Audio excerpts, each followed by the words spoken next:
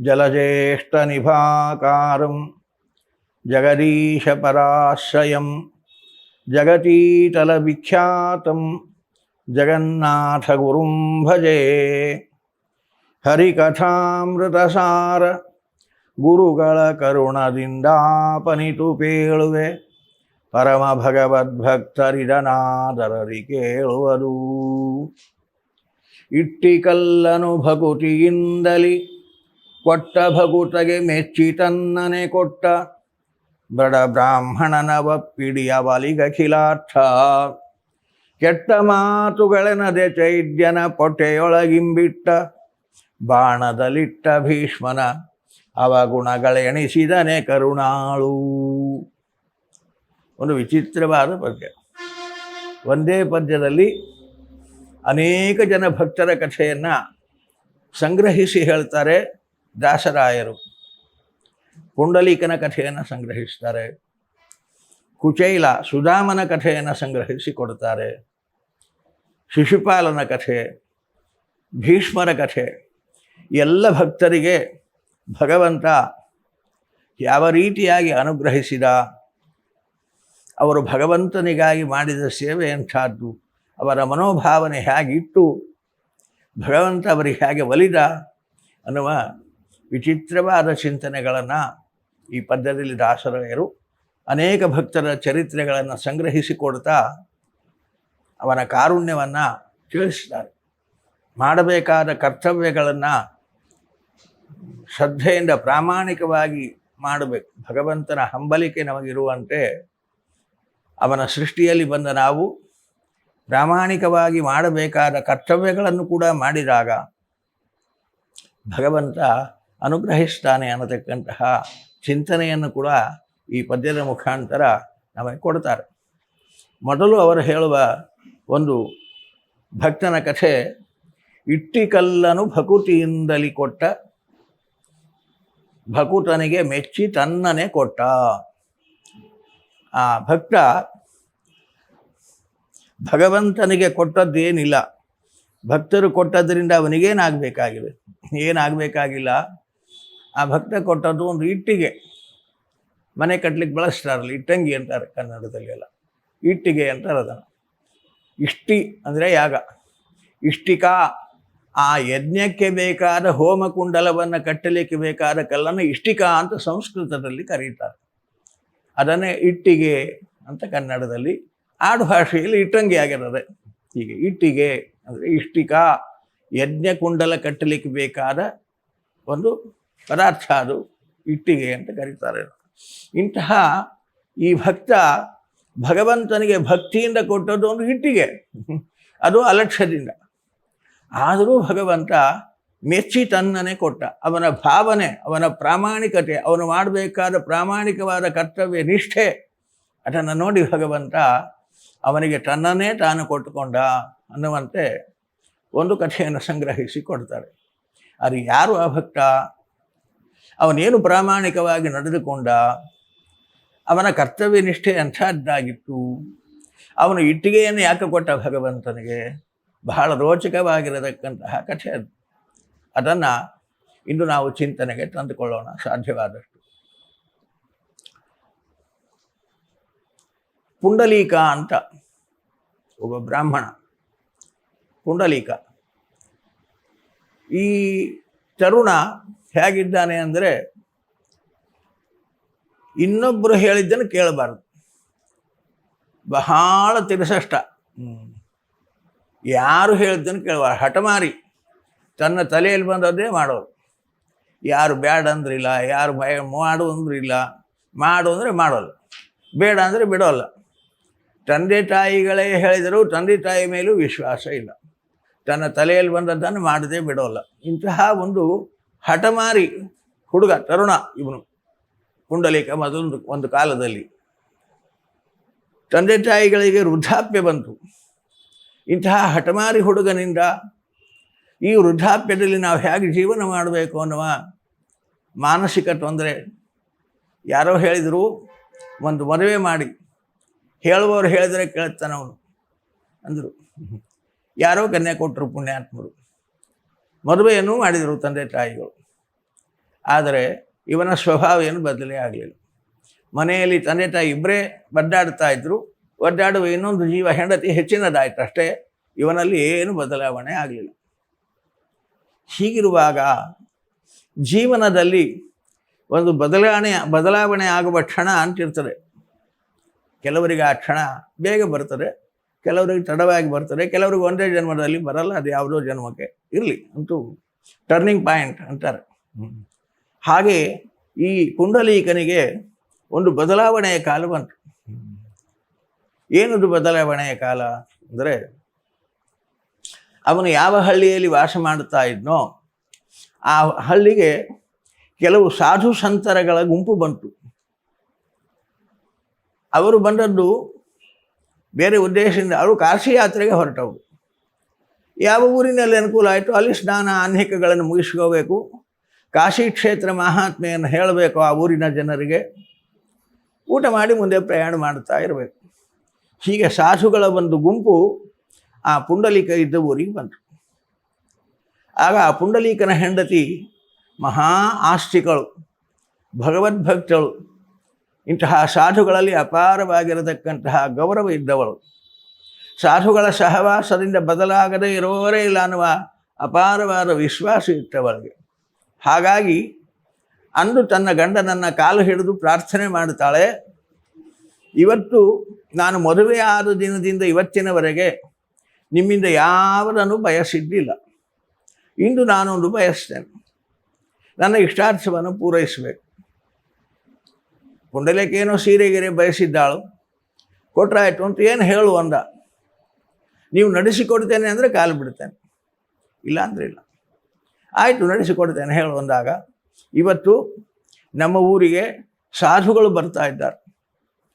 ಆ ಸಾಧುಗಳು ಭೋಜನಾನಂತರದಲ್ಲಿ ಕಾಶಿ ಕ್ಷೇತ್ರ ಮಹಾತ್ಮೆಯನ್ನು ಹೇಳ್ತಾರೆ. ಆ ಸಾಧುಗಳ ಸಹವಾಸದಲ್ಲಿ ಇವತ್ತು ನೀವಿದ್ದು ಅವರು ಹೇಳುವ ಕಾಶಿ ಕ್ಷೇತ್ರ ಮಹಾತ್ಮೆಯನ್ನು ನನ್ನ ಜೊತೆಯಲ್ಲಿ ಕೂತು ಶ್ರವಣ ಮಾಡಬೇಕು, ಇಷ್ಟೇ ಸಾಕು. ಇಷ್ಟೇ ಅಲ್ಲ, ಆದೀತು ಅಂದ. ಹಿಂದೆ ಶ್ರೀರ ವಿಠಲರ ಕಥೆ ನಾವು ಕೇಳಿದ್ವಿ ಮೊದಲನೇ ಎಪಿಸೋಡಿನಲ್ಲಿ ಅಲ್ವಾ.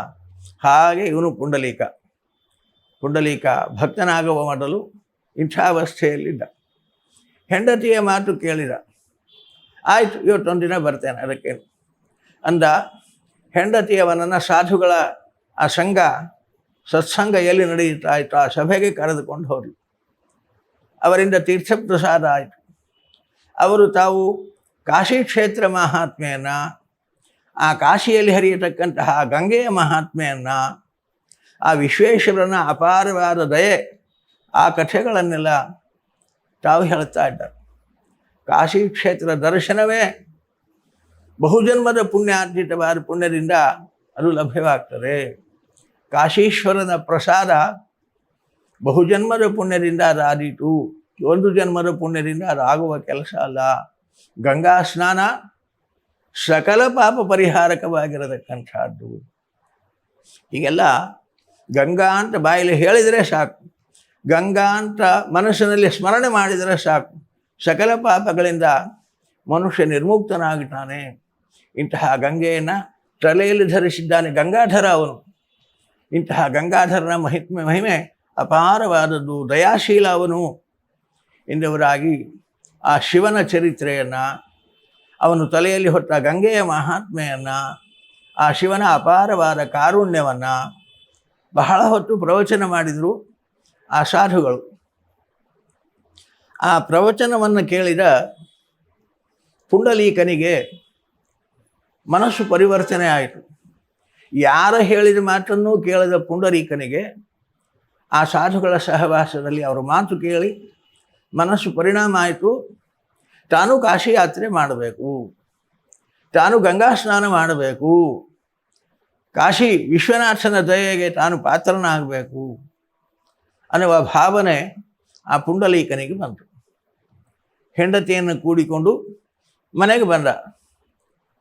ಮನೆಯಲ್ಲಿ ಹೆಂಡತಿಗೆ ಹೇಳಿದ, ನಾಳೆ ಸೂರ್ಯೋದಯಕ್ಕೆ ನಾವು ಕಾಶಿ ಯಾತ್ರೆಗೆ ಹೋಗಬೇಕು, ನೀನು ತಯಾರಾಗು ಅಂದ.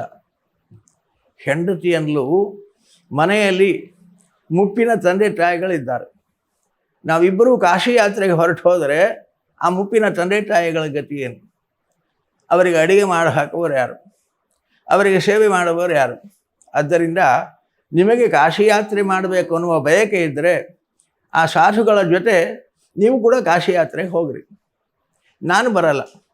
ನಾನು ಇಲ್ಲಿ ಅತ್ತೆ ಮಾವರ ಸೇವೆ ಮಾಡಿಕೊಂಡು ನಾನು ಇಲ್ಲೇ ಇರ್ತೇನೆ.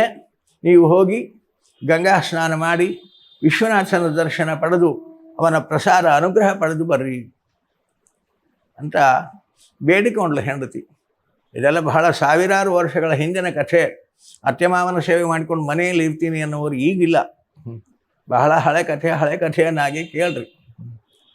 ಹಾಗೆ ಅತ್ತೆ ಮಾವಂದರ ಸೇವೆ ಮಾಡಿಕೊಂಡು ನಾನು ಇರ್ತೇನೆ, ನೀವು ಕಾಶಿ ಯಾತ್ರೆಗೆ ಹೋಗಿ. ಪುಂಡಲೀಕ ಇವನು ಮಹಾ ತೀರ್ಥಶ್ರೇಷ್ಠ. ಹಾಗಾಗಿ ಹಠ ಹಿಡಿದ, ಹಠಮಾರಿ, ಇಲ್ಲ ನೀನು ನನ್ನ ಜೊತೆ ಬರಬೇಕು, ಅತ್ತೆ ಮಾವರ ಸೇವೆ ನಿನಗೆ ಯಾಕೆ ಚಿಂತೆ, ನನ್ನ ಹೆಂಡತಿ ನೀನು, ನಾನು ಹೇಳಿದ ಕೇಳಬೇಕು, ನನ್ನ ಜೊತೆ ಕಾಶಿ ಯಾತ್ರೆಗೆ ಬರಬೇಕು. ಹಠ ಹಿಡ್ದ. ಗಂಡ ಹೆಂಡತಿಯಲ್ಲಿ ಇಂಥದ್ದೊಂದು ವಾಗ್ವಾದ ನಡೆಯಿತು. ತಂದೆ ತಾಯಿಗಳಿಗೆ ಮಗನ ಸ್ವಭಾವ ಗೊತ್ತು ಮೊದಲಿನಿಂದ. ಹಾಗಾಗಿ ಸೊಸೆಗೆ ಹೇಳಿದರು, ಅವನು ಯಾರು ಹೇಳಿದರೂ ಕೇಳಲ್ಲ. ಅವನನ್ನು ಹಠ ಮಾಡಿಸಿ ಸಿಟ್ಟಿಗೆ ಬರೆಸಿ ಇನ್ನೊಂದೇನೋ ಅನಾಹುತ ಆಗೋದು ಬೇಡ. ಅವನು ಹೇಳಿದಂತೆ ಕೇಳಿಬಿಡು, ನಾವು ಹೇಗಾದರೂ ಇರ್ತೀವಿ. ಅನಾಥೋ ದೇವರಕ್ಷಕ, ದೇವರು ನಮ್ಮನ್ನು ಹೇಗಾದರೂ ರಕ್ಷಣೆ ಮಾಡಿ ಯಾರು. ನೀನು ಹೋಗಿ ಅವ್ರ ಜೊತೆ ಅವನ್ನ ಕರ್ಕೊಂಡು ಕಾಶಿ ಯಾತ್ರೆ ಮಾಡಬೇಕು. ಆ ಪುಣ್ಯದಿಂದಲಾದರೂ ಅವನಿಗೆ ಒಳ್ಳೆ ಬುದ್ಧಿ ಬಂದರೆ ಬರಲಿ. ಕಾಶಿ ವಿಶ್ವನಾಥನ ಪ್ರಸಾದದಿಂದ, ಗಂಗಾ ಸ್ನಾನ ಮಾಡಿದ ಪುಣ್ಯದಿಂದ ಅವನ ಈ ಅಜ್ಞಾನ ಎಲ್ಲ ಹೊರಟು ಹೋಗಿ ಒಳ್ಳೆಯ ಭಾವನೆಯಲ್ಲಿ ಆಸ್ತಿಕನಾಗಿ ತಂದೆ ತಾಯಿಗಳ ಸೇವೆ ಮಾಡುವ ಭಾಗ್ಯ ಅವನಿಗೆ ಬಂದರೆ ಬರಲಿ, ಕರ್ಕೊಂಡು ಹೋಗು, ನೀನು ಅವನ ಜೊತೆ ಹೋಗು, ನಾವು ಹೇಗಾದರೂ ಇರ್ತೇವೆ ಅಂತ ಅತ್ತೆ ಮಾವಂದರು ಹೇಳಿದಾಗ ಅನಿವಾರ್ಯವಾಗಿ ಪುಂಡಲೀಕನ ಜೊತೆ ಅವನ ಹೆಂಡತಿ ಪ್ರಯಾಣ ಮಾಡಬೇಕಾಯಿತು. ಬಹುದೂರ ಕಾಲು ನಡಿಗೆಯಲ್ಲಿ ಹೋಗುವ ಕಾಲ ಅದು. ಇವತ್ತಿನಾಗಿ ವಾಹನದ ವ್ಯವಸ್ಥೆ ಇಟ್ಟುಕೊಂಡು ಊಟದ ವ್ಯವಸ್ಥೆ ಇಟ್ಟುಕೊಂಡು ಹೋಗುವ ಕಾಲ ಅಲ್ಲ. ನಡೆಯುತ್ತಾ ಹೋಗೋರು. ಇಲ್ಲಿ ಯಾವ ಊರು ಸಿಕ್ಕರೆ ಅಲ್ಲಿ ಸ್ನಾನ ಆನ್ಹಿಕಗಳನ್ನು ಮಾಡಿಕೊಳ್ಳೋರು. ಯಾರ ಮನೆಯಲ್ಲಿ ಅಥವಾ ಛತ್ರದಲ್ಲಿ ಅನ್ನದಾನವಾಗ್ತಾರೋ ಅನ್ನ ಊಟ ಮಾಡೋದು, ಮುಂದೆ ಪ್ರಯಾಣ ಮಾಡುತ್ತಾ ಇರೋರು. ಹೀಗಿದ್ದ ಕಾಲ. ಹೊರಟರು. ಬಹುದೂರ ಕೆಲವು ದಿನಗಳ ಕಾಲ ಪ್ರಯಾಣ ಮಾಡಿದ್ದಾರೆ. ಒಂದು ದಿನ ಊರ ಹೊರಗಿನ ಒಂದು ಛತ್ರದಲ್ಲಿ ಇವರು ಇಳ್ಕೊಂಡಿದ್ದಾರೆ, ಪುಂಡಲೀಕನ ಹೆಂಡತಿ. ಇದೇ ರೀತಿ ಅನೇಕ ಜನ ಯಾತ್ರಿಗಳು ಬಂದು ಆ ಧರ್ಮಛತ್ರದಲ್ಲಿ ವಾಸ ಮಾಡಿದರು. ಬೇಸಿಗೆಯ ಕಾಲ, ತುಂಬ ಸೆಖೆ. ಹಾಗಾಗಿ ಸೆಖೆ ತಾಳದೆ ಪುಂಡಲೀಕ ಮಧ್ಯರಾತ್ರಿಯಲ್ಲಿ ಆ ಧರ್ಮಛತ್ರದಿಂದ ಹೊರಗಡೆಗೆ ಬಂದು ಆ ಹೊರಗಿನ ಹಾಸುಗಲ್ಲಿನ ಕಟ್ಟೆಯ ಮೇಲೆ ಕುಳಿತ ಸೆಖೆಯಿಂದ ಬೇಸತ್ತು. ಹೊರಗೆ ಆ ಕಟ್ಟೆ ಮೇಲೆ ಸ್ವಲ್ಪ ತಂಪನಿಷ್ಟು. ಬೆಳಗಿನ ಸಮಯ 4 ಗಂಟೆ ಸಮಯ. ಸ್ವಲ್ಪ ತಂಗಾಳಿ ಬೀಸ್ತಾ ಇತ್ತು. ತಂಗಾಳಿಗೆ ಮೈ ಒಡ್ಡಿ ಆರಾಮಾಗಿ ಕೂತ್ಕೊಂಡ. ಮನಸ್ಸು ಸ್ವಲ್ಪ ಸಮಾಧಾನ ಆಯಿತು ಪುಂಡಲೀಕನಿಗೆ. ಆದರೆ ಅವನಿಗೆ ಒಂದು ವಿಚಿತ್ರವಾದ ದೃಶ್ಯ ಕಾಣಿಸ್ತು. ಸುಮಾರು 7-8 ಜನ ಸ್ತ್ರೀಯರು, ಕೆಟ್ಟ ಕುರೂಪಿಗಳು, ಕಪ್ಪು ಮೈಬಣ್ಣ, ನೋಡಲಿಕ್ಕೆ ಅಂದವೇ ಇಲ್ಲ. ಅಂತಹ 7-8 ಜನ ಸ್ತ್ರೀಯರು ಮಾತನಾಡ್ತಾ ಆ ದಾರಿಯಲ್ಲಿ ಹೋಗುವುದನ್ನು ಕಂಡ ಪುಂಡಲೀಕ. ಯಾರೋ ಇರಬಹುದು, ಬೆಳಗಾದರೆ ಎಲ್ಲೋ ಪ್ರಯಾಣ ಮಾಡುತ್ತಾ ಇದ್ದಾರೆ. ಇನ್ನು ಸ್ವಲ್ಪ ಹೊತ್ತಿಗೆ ನಾವು ಕಾಶಿ ಯಾತ್ರೆಗೆ ಪ್ರಯಾಣ ಮಾಡೋದಲ್ವ, ಯಾರೋ ಹಾಗೆ ಹೊರಟಿದ್ದಾರೆ ಅಂತ ಅವರನ್ನು ನೋಡಿ ಅಲ್ಲೇ ಕೂತ. ಸುಮಾರು ಒಂದು 10 ನಿಮಿಷದಲ್ಲಿ ಆ 7-8 ಜನ ಸ್ತ್ರೀಯರು ವಾಪಸ್ ಬಂದರು. ಬರುವಾಗ ಪರಮಸುಂದರಿಯರಾಗಿದ್ದಾರೆ. ಅಪಾರವಾದ ಸೌಂದರ್ಯ. ದೇವತಾ ಸ್ತ್ರೀಯರಂತೆ ಮುಖದಲ್ಲಿ ತೇಜಸ್ಸು ತುಂಬಿದೆ. ಅವನಿಗೆ ಆಶ್ಚರ್ಯ ಆಯಿತು. ಸ್ವಲ್ಪ ಸಮಯದಲ್ಲಿ ಈಚೆ ಕುರೂಪಿಗಳಾಗಿ ಹೋದ ಈ ಸ್ತ್ರೀಯರು ಒಂದು 10 ನಿಮಿಷದಲ್ಲಿ ವಾಪಸ್ ಬರುವಾಗ ಈ ಕುರೂಪ ಎಲ್ಲಿ ಹೋಯಿತು? ಮುಖದಲ್ಲಿ ಈ ತೇಜಸ್ಸು ಎಲ್ಲಿಂದ ಬಂತು? ದೇವತಾ ಸ್ತ್ರೀಯರಂತೆ ಕಾಣುತ್ತಾ ಇದ್ದಾರೆ. ಇವರು ಯಾರು? ಆಶ್ಚರ್ಯವಾಗಿ ಯಾರು ಅಂತ ನಾನು ತರ್ಕ ಮಾಡಿದರೆ ತಿಳಿಲಿಕ್ಕಿಲ್ಲ.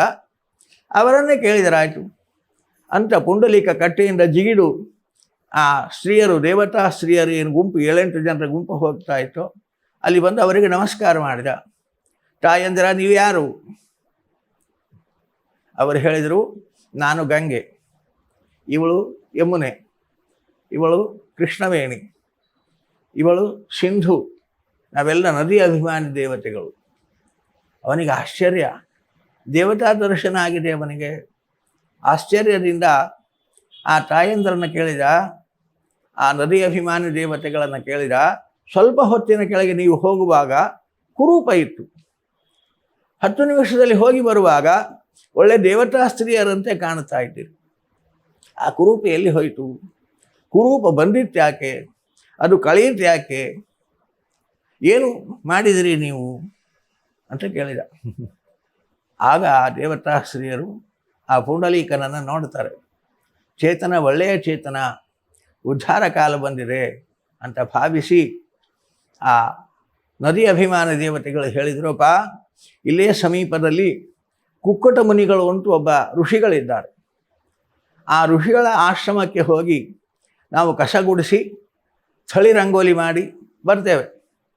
ದಿನಾ ನಮ್ಮಲ್ಲಿ 1000 ಜನ ಪಾಪಿಗಳು ಸ್ನಾನ ಮಾಡಿ ತಮ್ಮ ಪಾಪವನ್ನು ನಮ್ಮಲ್ಲಿ ಬಿಟ್ಟು ಹೋಗಿರ್ತಾರೆ. ಆದ್ದರಿಂದ ನಮಗೆ ಕುರೂಪ ಬರ್ತದೆ. ಆ ಕುರೂಪ ಕಳ್ಕೊಳ್ಳಿಕ್ಕಾಗಿ, ಆ ಪಾಪ ಕಳ್ಕೊಳ್ಳಿಕ್ಕಾಗಿ ನಾವು ಆ ಕುಕ್ಕಟ ಮುನಿಗಳ ಆಶ್ರಮಕ್ಕೆ ಹೋಗಿ ಅವರ ಮನೆಯ ಅಂಗಳ ಕಸ ಬಳಿದು ಥಳಿ ಹಾಕಿ ರಂಗವಲ್ಲಿ ಇಟ್ಟು ಬರ್ತೇವೆ. ಅವರ ಆಶ್ರಮದಲ್ಲಿ ಈ ಸೇವೆ ಮಾಡುವ ಮುಖಾಂತರ ನಮ್ಮ ಎಲ್ಲ ಪಾಪಗಳು ಕಳೆದು ನಮಗೆ ಮತ್ತೆ ದೇವತಾ ರೂಪ ಬರ್ತದೆ. ಮತ್ತೆ ನಾವು ಆಯಾ ನದಿಗಳಿಗೆ ಹೋಗ್ತೇವೆ, ಅಲ್ಲಿ ಸನ್ನಿಹಿತರಾಗಿರ್ತೇವೆ. ಪುಂಡಲೀಕಾಂದ ಎಂತಹ ಮಹಾತ್ಮರಪ್ಪ! ನದಿ ಅಭಿಮಾನಿ ದೇವತೆಗಳ ಪಾಪವನ್ನು ಕಳೀತಾರಾದರೆ ಅವರ ಪುಣ್ಯ ಅಂಥದ್ದು. ಯಾರವರು? ತಾನೂ ಅವರನ್ನು ನೋಡಬೇಕು ಅನ್ನುವ ಬಯಕೆ ಅವನಿಗಾಯಿತು. ಕೇಳಿದ ಅವರನ್ನು, ಎಲ್ಲಿದ್ದಾರೆ ಕುಕ್ಕಟ ಮುನಿಗಳು, ಎಲ್ಲಿ ಉಂಟು ಅವರ ಆಶ್ರಮ, ನಾನು ಅವರ ದರ್ಶನ ಪಡಿಬೇಕು. ನೀನೇ ನೋಡಿದೆಯಲ್ಲಪ್ಪ, 10 ನಿಮಿಷದಲ್ಲಿ ಹೋಗಿ ಥಳಿ ರಂಗೋಲಿ ಮಾಡಿದ್ವಿ. ಅಂದಮೇಲೆ ಎಷ್ಟು ದೂರ ಇರಬಹುದು? ಒಂದು 10 ಹೆಜ್ಜೆಯಲ್ಲಿ ಉಂಟು, ಹೋಗು ಅಂದರು. ಅವರು ಹೊರಟು ಹೋಗಿಬಿಟ್ರು. ಇವನು ಕೂಡ ಆ ಕುಕ್ಕಟ ಮುನಿಗಳ ದರ್ಶನಕ್ಕೆ ಕಾತರಿಸಿ ಹೋಗ್ತಾನೆ. ಆ ಋಷಿಗಳ ದರ್ಶನವೇ ಆಗಲ್ಲ. ಯಾವ ಆಶ್ರಮವೂ ಇಲ್ಲ, ಯಾವ ಥಳಿ ರಂಗೋಲಿ ಮಾಡಿದ ಕಾಣಲಿಲ್ಲ, ಯಾವ ಆಶ್ರಮ ಇಲ್ಲ, ಋಷಿಗಳಿಲ್ಲ, ಥಳಿ ರಂಗೋಲಿ ಇಲ್ಲ, ಏನಿಲ್ಲ. ಅವನಿಗೆ ಅನ್ನಿಸ್ತು, ಇವರೇನೋ ನನಗೆ ಮೋಸ ಮಾಡಿದ್ದಾರೆ, ಏನೋ ಸತ್ಯವನ್ನು ಮುಚ್ಚಿಟ್ಟು ಹೇಳಿದ್ದಾರೆ, ಅದನ್ನು ತಿಳಿಯಬೇಕು ಅಂತ ಅಂದು ಪ್ರಾತಃ ಕಾಲದಲ್ಲಿ ಎದ್ದು ಕಾಶಿ ಯಾತ್ರೆಗೆ ಪ್ರಯಾಣ ಮಾಡಬೇಕಾದ ಪುಂಡಲೀಕ ಪ್ರಯಾಣ ಮಾಡದೆ ಆ ಧರ್ಮಛತ್ರದಲ್ಲಿ ಮತ್ತೆ ವಾಸ ಮಾಡ್ತಾನೆ. ಮರುದಿನ ಅವ್ರು ಹೋಗುವಾಗ ಮತ್ತೆ ಅವರನ್ನು ಕೇಳಬೇಕು ಅಂತ ಅವರಿಗಾಗಿ ಕಾದು ಕೂತ್ಕೊಳ್ತಾನೆ. ಕಾದು ಕುಳಿತ ಆ ಪುಂಡಲೀಕನಿಗೆ ದೇವತೆಗಳ ಸ್ತ್ರೀಯರು ದರ್ಶನ ಕೊಡ್ತಾರೆ, ಅವನಿಗೆ ಉಪದೇಶ ಮಾಡ್ತಾರೆ. ಯಾವ ರೀತಿ ದರ್ಶನ ಆಯಿತು, ಅವರು ಮಾಡಿದ ಉಪದೇಶ ಎಂಥದ್ದು, ಅದರಿಂದ ಪುಂಡಲೀಕನಲ್ಲಿ ಆದ ಪರಿಣಾಮಗಳೇನು, ಅದರಿಂದ ಅವನು ಹೇಗೆ ಉದ್ಧಾರ ಆದ, ಅವನು ಇಟ್ಟಿಕಲ್ಲನ್ನು ಹೇಗೆ ಭಗವಂತನಿಗೆ ಕೊಟ್ಟ, ಅದೆಲ್ಲ ರೋಚಕವಾದ ಕಥೆ ಪಾಂಡುರಂಗ ಕ್ಷೇತ್ರ ಮಹಾತ್ಮೆಯಲ್ಲಿ ಇದನ್ನು ಬಹಳ ವಿಸ್ತಾರವಾಗಿ ಹೇಳಿದ್ದಾರೆ. ಆ ಕಥೆಯನ್ನು ಪದ್ಮನಾಭದಾಸರು ಕೂಡ ತಮ್ಮ ವ್ಯಾಖ್ಯಾನದಲ್ಲಿ ಬಹಳ ವಿಸ್ತಾರವಾಗಿ ತಿಳಿಸಿದ್ದಾರೆ. ಆ ರೋಚಕವಾದ ಮುಂದಿನ ಕಥೆಯನ್ನು ಮತ್ತೆ ನಾಳಿನ ಪ್ರವಚನದಲ್ಲಿ ಮುಂದುವರಿಸೋಣ. ಮಧ್ವೇಶಾರ್ಪಣಮಸ್ತು.